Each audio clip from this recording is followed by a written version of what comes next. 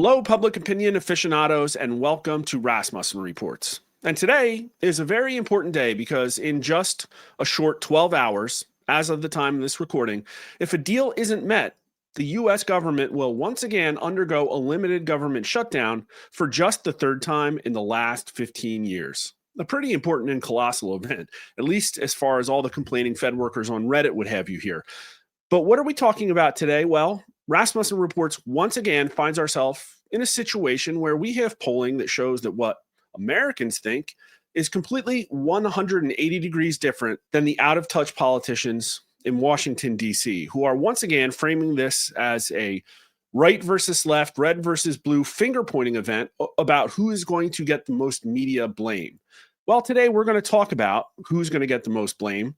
But is that the most important question, or are there important underlying principles and concepts at play, things that are different and have changed since the mainstream media and the establishment has arrived at this kind of kabuki blame game that they play with us every single time? So hold on. We are going to take a trip down memory lane and look at all of the Rasmussen Reports polling for the government shutdowns. And to frame it a little bit, here's CNBC, who says the S&P 500 falls as U.S. government shutdown looms.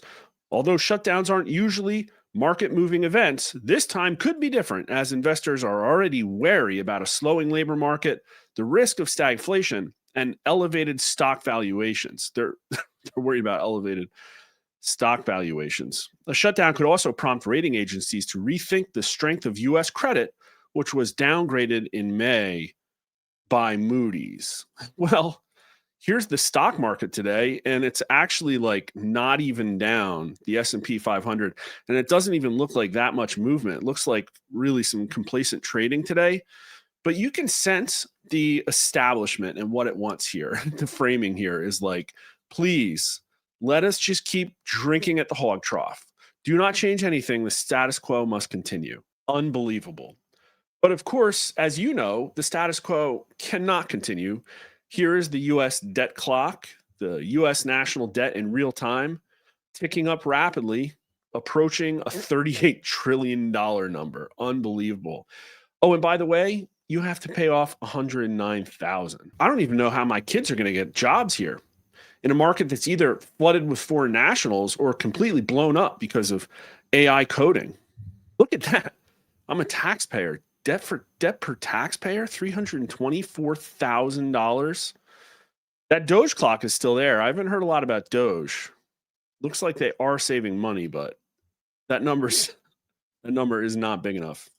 But let's go back to 2011, and Barack Obama was in office. The Republicans controlled the Senate, and there was a little bit of a stare down over whether the debt ceiling would be lifted because Republicans wanted massive spending cuts. Now, there are going to be some questions that pop up more than once, but mostly we're just riffing here. Mostly it's a bunch of apples and oranges that we're going to look at to get a feel for the actual context.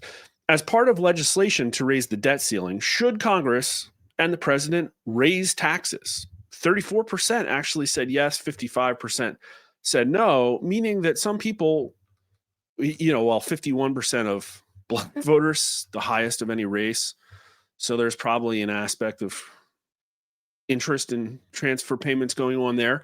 But the Republicans were like, no, do not raise taxes. 82% said no, 11% said yes. Democrats wanted to raise taxes in order to sort of get through this fight, to get a deal. Rate the way that President Obama has handled the debt ceiling issue: 41% poor, 18% fair, so 59%, not good numbers. If the government defaults on its debt, would that be good or bad for the economy? Everybody knew it would probably be bad. 69% bad, only 6% said good. 14% said no impact.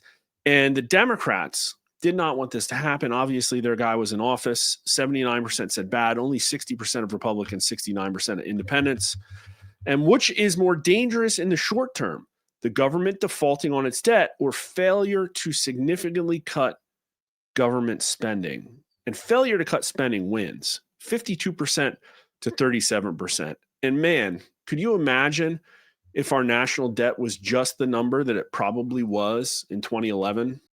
I looked it up. It was only like $15 trillion. Unbelievable. Now, we don't have to get into the details of the Budget Control Act and whether Democrats or Republicans were unhappy about very specific components, like, for instance, the fact that sequestration cuts affected defense spending, something that Republicans were upset about. But they made a deal, and the deal was disapproved of 53% to only a 22% approve. And so a shutdown was averted. There was a Republican and Democrat bipartisan deal, but nobody liked it, which I think is a pretty important signal, especially when you consider the other signal that people want the spending cut. 61% of Republicans were against it, Democrats 40% against to 34 in favor, and independents hated it. 59% disapproved to 16% approve. And nobody thought, I mean, very few people thought that this agreement would result in a significant decrease in government spending over the next few years. 58% said not likely, and only 35% said likely. Only 6% said very likely. Republicans were like, nope, it's absolutely not going to cut spending. What's that? 81% not likely. Only 11% of Democrats thought it was very likely. And independents were like, no way. 32% likely, but only 3% very likely.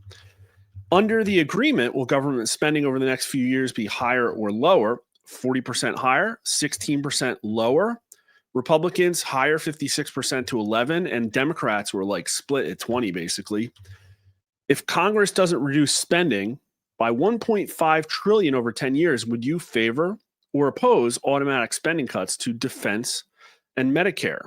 And so here's the thing, right? It's like people want the spending cut, but they don't want certain specific things touched, at least in 2011, because only 29% favored cuts to those programs, 52% opposed, and Democrats and Republicans were both opposed. Republicans 45 to 35, Democrats 66 to 22.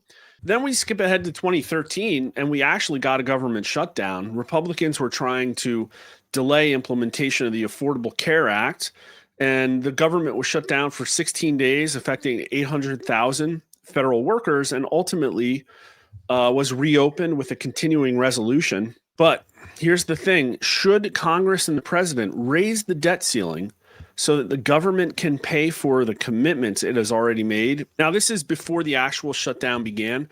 Should Congress and the president raise the debt ceiling so that the government can pay for the commitments it has already made?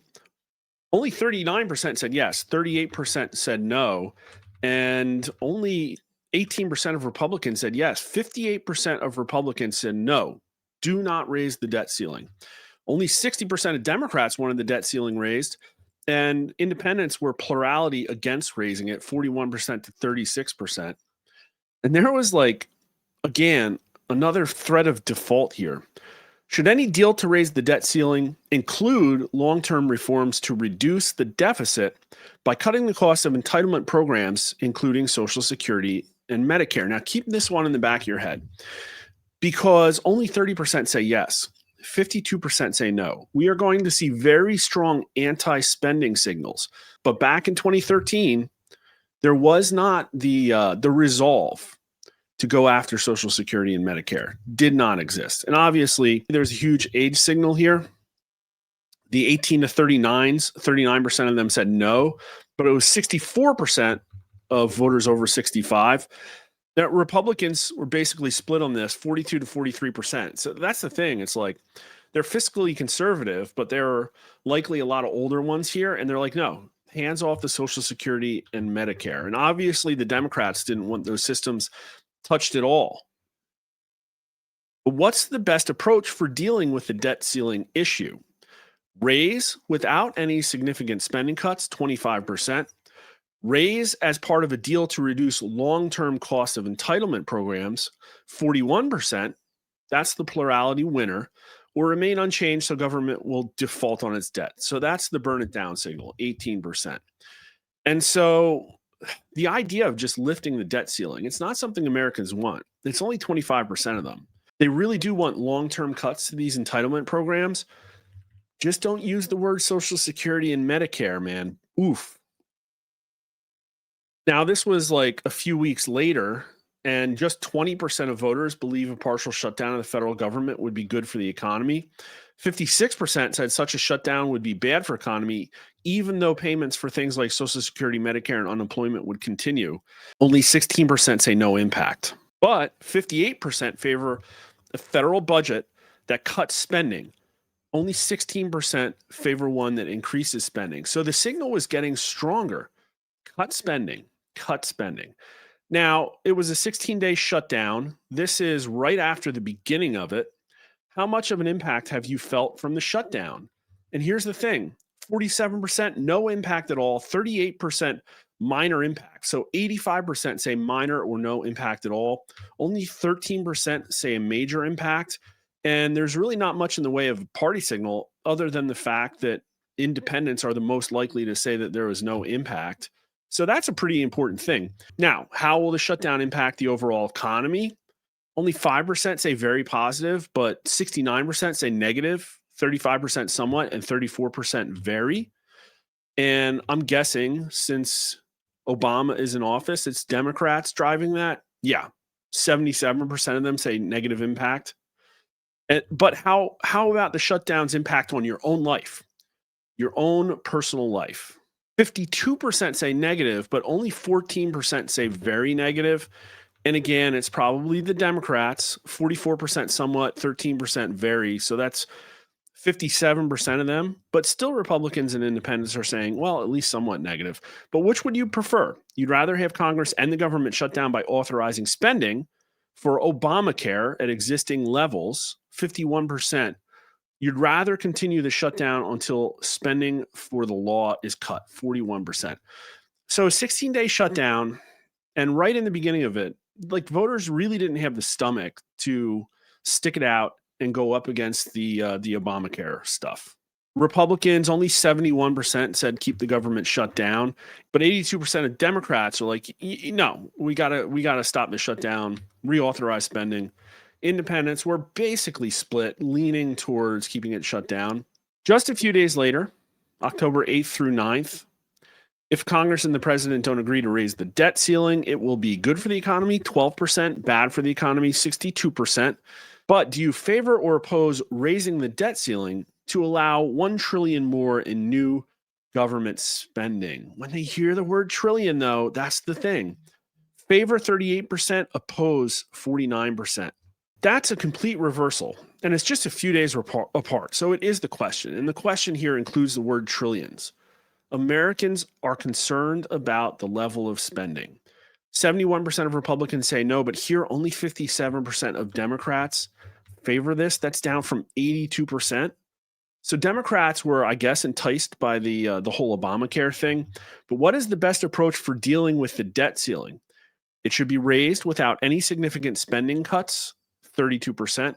It should be raised only as a part of the deal that includes significant spending cuts. So here's the beginning of the signal. Happened in this shutdown. Americans do not want the debt ceiling lifted unless they get promised spending cuts. 8% say it should remain unchanged so the government will default on its debt. So it only took a few days of the actual shutdown before people are like, okay, we need to get a deal, but it has to include real spending. And here towards the end of it, how much of an impact did the shutdown have on your own personal life? 46% no impact at all, 40% minor impact. So it's up to 86% now, only 11% said a major impact. And yeah, you can't really believe Republicans or Democrats, but 85% of independents were like no or minor impact. And how did the shutdown impact the overall economy? And they still say negative, 67%. 1 year later, in 2014, we did a little bit of a retrospective. People still thought it was bad for the economy, but not by as much. But what's the best approach for dealing with the debt ceiling issue? And the signal gets stronger. 57% say that the debt ceiling should only be raised if it includes a deal with significant spending cuts. 57%. Only 23% like to see the debt ceiling just get raised. Now, October 2014, and by a majority, 54%, voters favor a federal budget that cuts spending. Only 12% want spending to go up, and 27% say spending should be about the same. Last year's government shutdown lasted too long, 3%, not enough. 20%, 72% say it never should have happened. So that's kind of like this I don't like Congress. They're doing a bad job. I don't trust the federal government signal. They should have worked this out. So there's anger and resentment over these shutdowns. How much of an impact have you personally felt from the government shutdown? And over again, 45% no impact at all, 37% minor. So this is actually down 82%, but still directionally kind of the same thing. How did the shutdown impact the overall economy? And the negative number is down quite a bit, 53%. It was in the high 60s. Was the overall impact of last year's partial government shutdown as bad as many predicted? And a majority of voters, 51%, say no, it wasn't. Is only 26% say yes. That's important. And so people get whipped up. They listen to the talking heads. At least they did back in 2014, back before MSNBC really clowned itself with all the Trump tax returns and Russian collusion garbage. But yeah, people are like, no, it wasn't that bad. It really wasn't. I think this was kind of like this shutdown here, the 2013 one, kind of like the beginning of the boy cried wolf. It's like, hey, we're gonna really use this politically, but at some date in the future, it's probably gonna stop working. 59% of Republicans say no, it was not as bad as everybody makes it out to be. Independents, 52% no to only 23% say yes. But only 35% of Democrats say yes. And they were like, come on, give us more spending, raise that thing, get Obamacare through. And then like in the rearview mirror, they're like, well, the shutdown really wasn't that bad. Well, then we jump ahead to January of 2018. And I guess the government had a brief shutdown, 3 days. I didn't really count that one. But it was over appropriations and not really the debt ceiling. But the numbers are different. Looking ahead, how will the government shutdown impact the overall economy? And maybe it's because the financial crisis is a little bit more in the rearview mirror in 2018 versus 2011 and 2013. Or maybe it's because the Trump economy was starting to pick up, but a lot fewer people said negative, only 46%, down from I think 67 was the high, and only 12% said a very negative impact. And obviously, like one of the reasons is because with the Republican in office instead of a Democrat, Republicans were a lot less likely to say it would have a negative impact than Democrats were when Obama was in office. But looking ahead, how will the government shutdown impact your own life? And nobody really says positive, only 12%. But look at that no impact signal, 60%.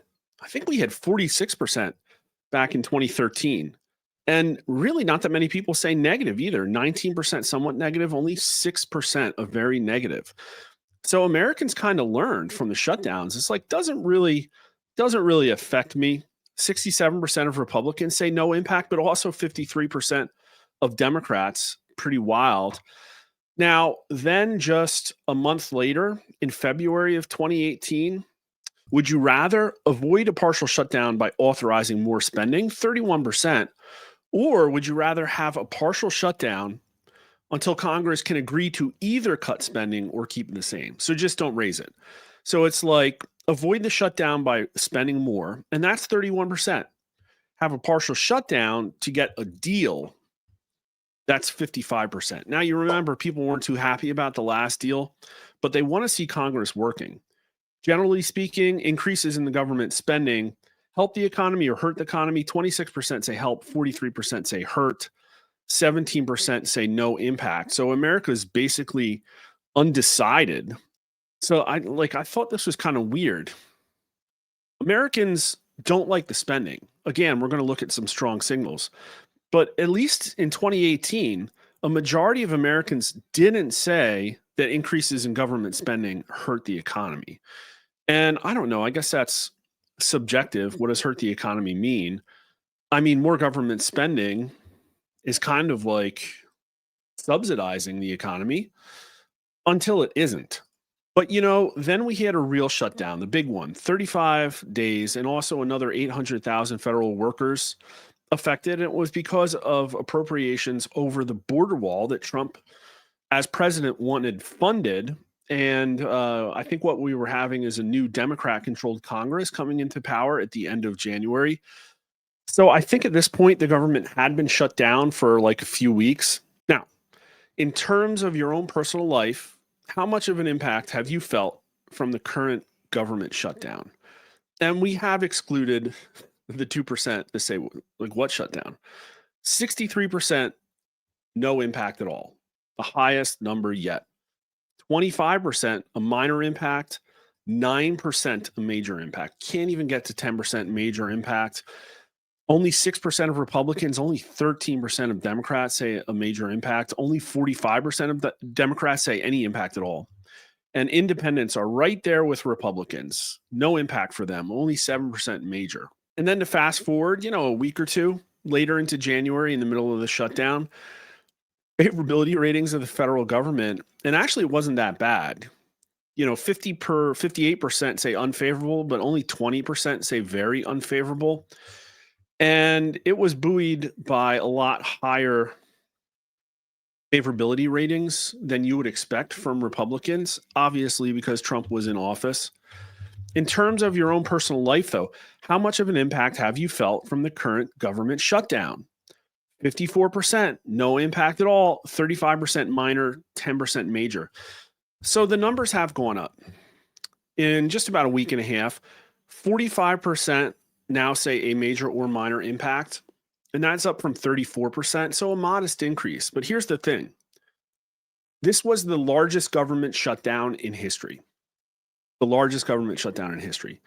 And people say, 54% no impact. But, let's talk about the blame question. Who's more to blame for the ongoing partial federal government shutdown?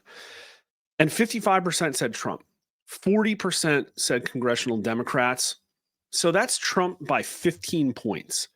And 25% of Republicans said Trump. But it was like he wanted a border wall.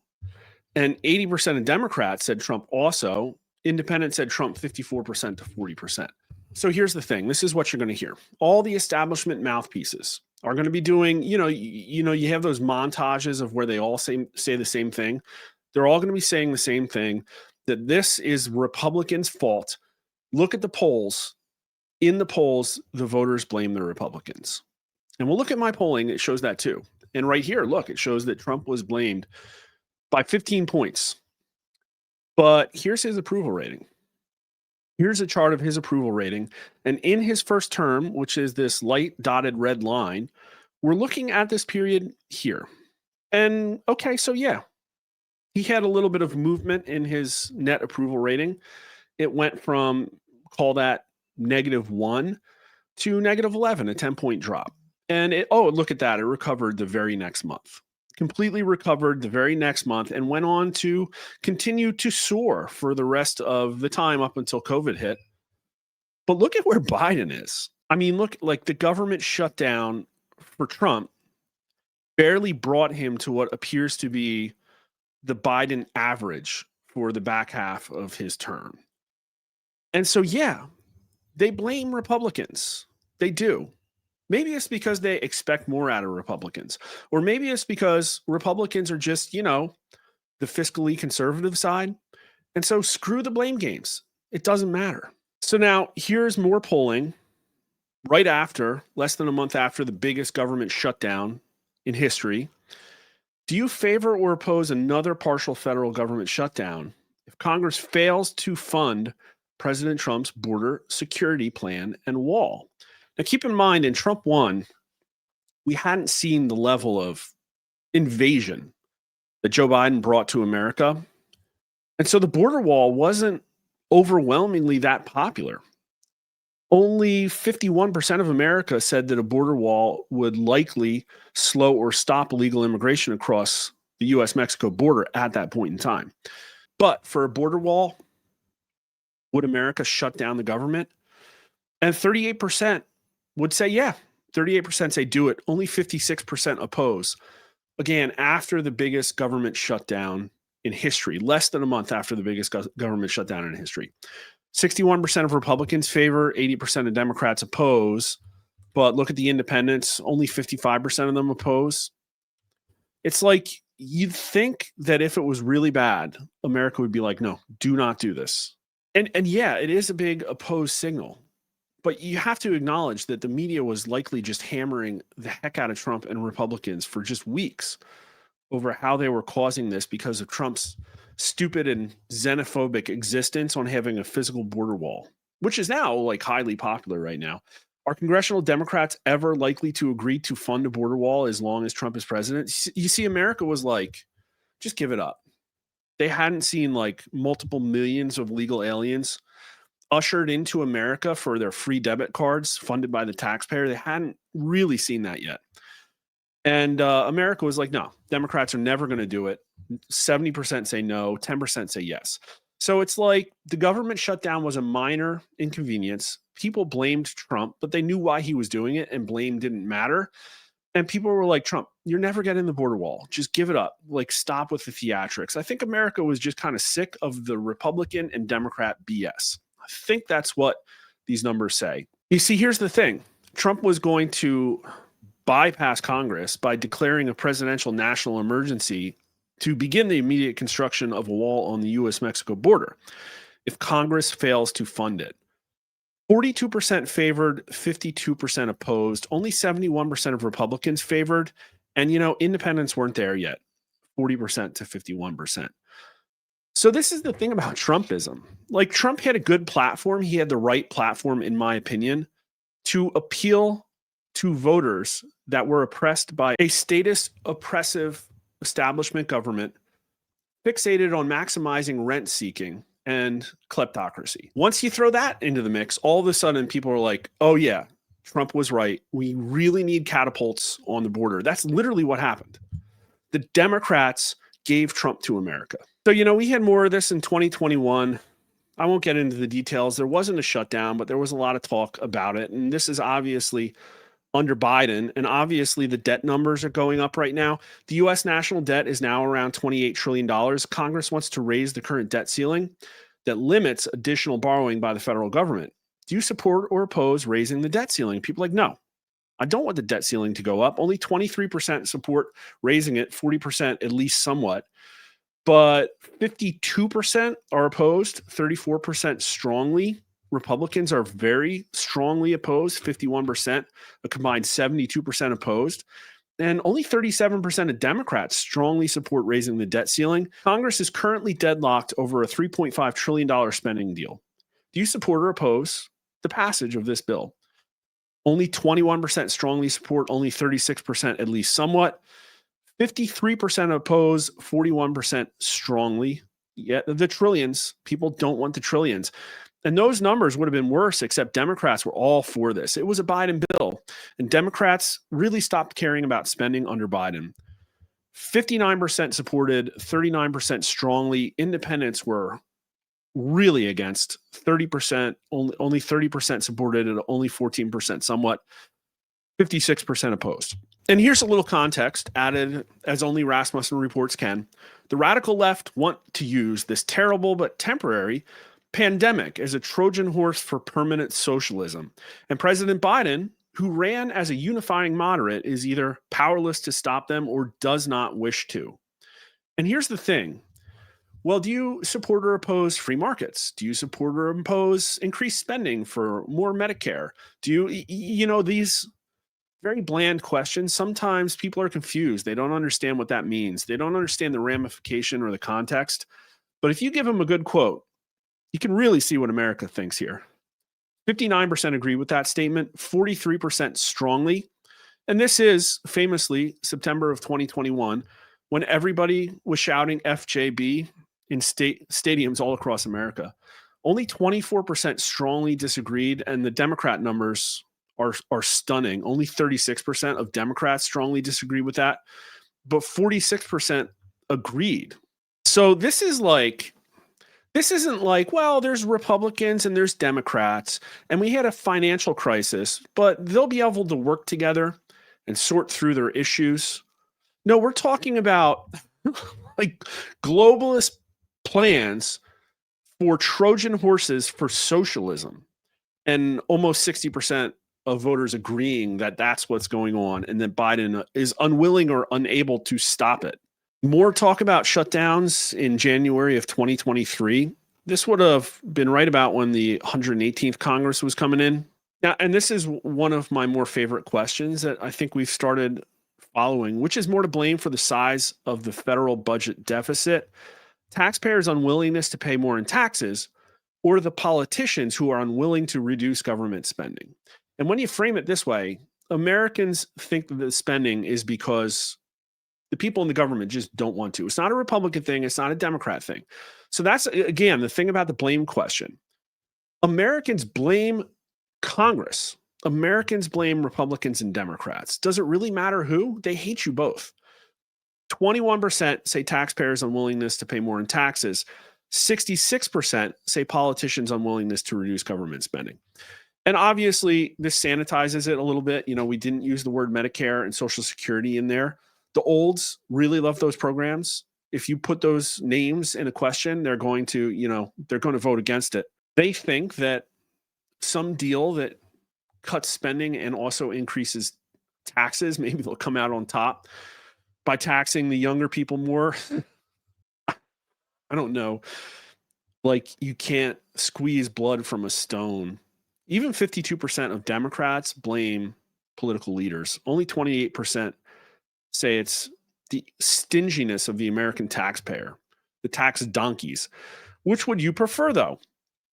Congress avoids a partial government shutdown by authorizing spending at a higher level, 34%, or that a partial government shutdown happens until Democrats and Republicans can either agree to cut spending or keep it at its current level, 56%. Americans don't want the debt to go up. They just don't. And yet, here we are. Here we are. Are Americans tracking this every day? Like, probably not. But they know it's a problem hanging over them. They know their taxes are high. They know their taxes are going to be higher in the future. Now, we are almost up to current day.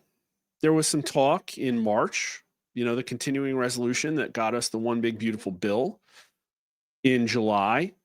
If there's a government shutdown, who will be most to blame? Republicans in Congress, 24%. Democrats in Congress, 41%. President Trump, 26%. So President Trump and Republicans is 50%. Democrats is only 41%. So it's Republicans in Congress and President Trump. Well, it's not plus 15 like we saw last time back in 2019. So that's good. But also, let's go back to the approval chart. We're talking about like this period here. This is when we were talking about that. So Trump's net approval was positive when the polling said that Republicans and Trump would be most to blame for a government shutdown. Can anything help us understand this a little bit better? Maybe we could look at 2024 vote. Yeah, here it is. 25% of Trump 2024 voters right here, 12 and 13%, say that Trump and Republicans in Congress will be most to blame for the shutdown. Only 64% of Trump 2024 voters say that it'll be the Democrats in Congress's fault. But if you look at Kamala Harris voters, almost 80% of them say Trump or Republicans. Well, duh. It's because Republicans are fiscally conservative and they're upset with spending and they think that the government shutdown will help them get there. Back to this question. We've asked this many times. A partial government shutdown until Democrats and Republicans can agree to either cut spending or keep it at its current level. I've seen 54%, 56%, 58% over and over again. 73% of Republicans want a government shutdown. Shut it down. And now independents are up to 56%, 30% against. That's almost plus 30 among independents. They do not want to see the debt ceiling raised. They do not want to see continuing spending at a higher level. Only 50% of Democrats want it. 41% of Democrats say shut it down. Shut it down and get to a deal that keeps spending at its current level or reduces it. This was our story earlier in the week, I think, but we did this poll again. How likely is it that there will be a government shutdown? This was asked September 21st to 23rd. The number would probably be higher if we asked it again. But 65% of voters think it's likely. And that includes a lot of Republicans, 61%. So Republicans are like, yeah, probably going to get shut down because they don't care. They aren't going to give Chuck Schumer your concessions for healthcare for illegal aliens. They don't care. And 72% of Democrats think it's likely there'll be a shutdown too. Now, Chuck Schumer's out there saber rattling, but he also just caved back in March. So I think this is a signal that there's some latent desire for this to happen. People are like, yeah, it's coming. We're going to shut it down. We're not going to cave. We're not going to fold. This is a game of chicken. If there's a government shutdown, who will be most to blame? And again, Republicans in Congress, 29%, President Trump, 21%. So that's 50 to 38% Democrats in Congress. But we're going to see the same signal here. Look at this. Republicans say, yeah, Republicans are in Congress to blame. Well, that's because they want you to do your job and cut spending more. So who cares who's to blame? Republicans are blaming Republicans in Congress. You should have fixed this first. The reason we're having this shutdown is because you didn't do your jobs. Okay, so here's another way to look at it. You could add up Republicans in Congress and Trump and say it's 50%. And so the right is going to get blamed. Or you could say, well, President Trump is the first anti-establishment president we've had in decades. And only 21% blame Trump. That's pretty good because 67% blame Congress. And if you look at Democrats, 65% blame Congress. Only 28% of Democrats blame President Trump. And among Republicans, what's that? 83%? 83% blame Congress. And among independents, it's 54%. Congress is not doing its job. And this fits with all the polling that we showed that Republicans, specifically Trump supporters, are not happy with Republicans in Congress. Only 38% very favorable rating among Trump 2024 voters. And if you go out to Trump voters, only 65% of Donald Trump 2024 voters blame Democrats in Congress. 20% of them blame Republicans in Congress. Pretty wild. And only 31% of Kamala Harris voters blame Donald Trump. So the blame doesn't matter. Now, as the clock's ticking down here, as I'm recording this, maybe I should check. I don't know if they've gotten a deal yet, but it's already being floated that Schumer's talking to some moderate Democrats behind the scenes, preparing for some kind of temporary multi-day CR, 7 or 10 days, that might skirt the shutdown. So it looks like he could be folding already because Donald Trump came out there with some really strong truths and said, nope, I walked away from this. The Democrats are not negotiating in good faith. They don't have the political power now. And it's true. They're out there pushing, again, healthcare for illegal aliens when voters overwhelmingly do not support that. They want the illegal aliens the hell out of this country. So obviously it's a political loser for Chuck Schumer to keep focusing on this. And I can only ask why. Why is he out there pushing this stuff? George Soros is funding an effort to force a government shutdown. Radical left-wing activist organization bankrolled by George Soros' network is leading a campaign to push Senate Democrats into blocking government funding, even if it triggers a partial government shutdown. Indivisible, the same left-wing group that organized the No Kings protest and other anti-Trump demonstrations, is urging Democrat lawmakers to refuse any bipartisan deal with Republicans and Trump ahead of the September 30 deadline. The group's website is currently hosting a call to action tool, allows supporters to contact Democrat senators directly, complete with a script pressuring them to deny Trump what the group calls a blank check. It's just a clean CR. Federal government funding runs out on September 30th, and Republicans need Democrats to vote to clear the filibuster to avoid a government shutdown, the script reads. Democrats have a strong hand to play. They must use it to deny Donald Trump the blank check Republicans want to hand him. According to Indivisible's own disclosure, its political arm, the Indivisible Project, has received more than $7.6 million from Soros' Open Society foundations over the past 8 years.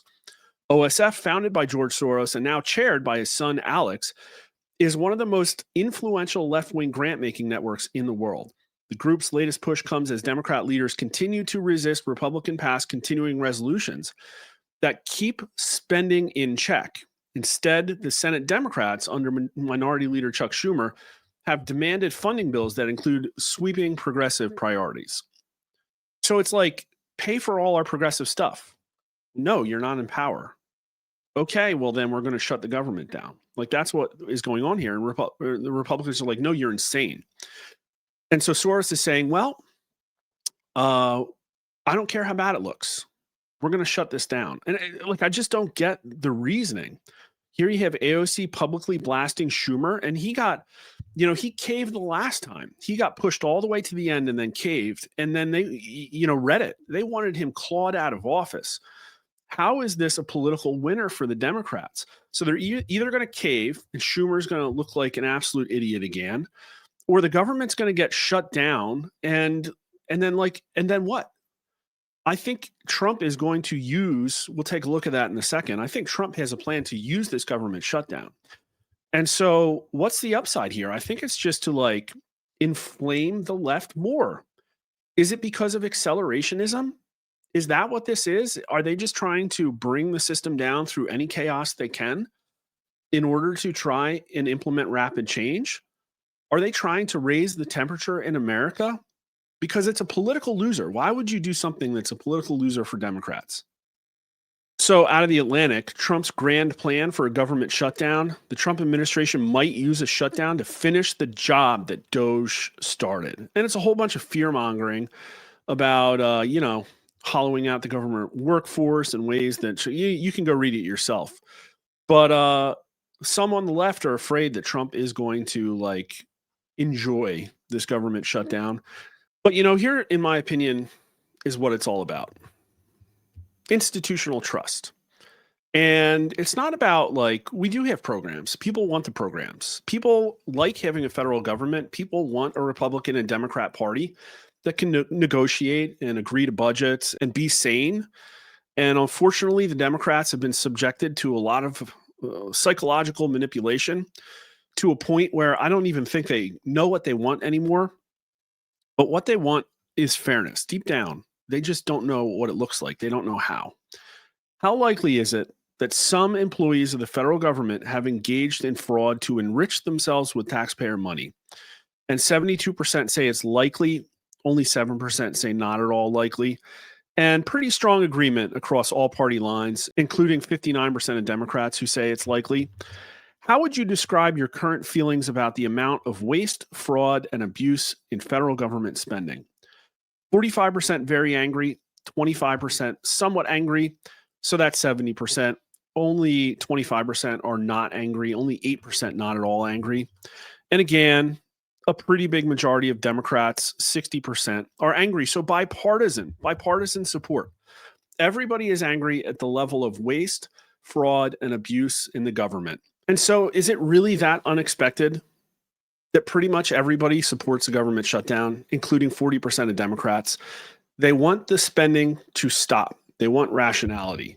And, stop with the blame stuff. In fact, good. Blame me for the shutdown. Maybe we will actually get some activity out of Congress. So make sure you like the video and subscribe at Rasmussen_poll. Please share this. I would like for this message to hopefully get to some Republican lawmakers. So Republicans, make sure you keep a stiff upper lip. Sometimes it's important to be seen to be fighting for something, for principle. And that principle is make the insane spending stop and don't care at all about the blame games. What you want is the optics of the Democrats grinding the country to a halt to give illegal aliens free healthcare. Time to make them own their insanity. If you've learned something, make sure to like the video and subscribe. Follow us on X at Rasmussen_poll and myself at Honest Pollster. You can watch our videos on YouTube at Rasmussen_poll and Rasmussen_rewind and on Rumble at Rasmussen Reports. We stream multiple times a week on Twitter, Facebook, Rumble, YouTube, and Getter. Thanks for watching.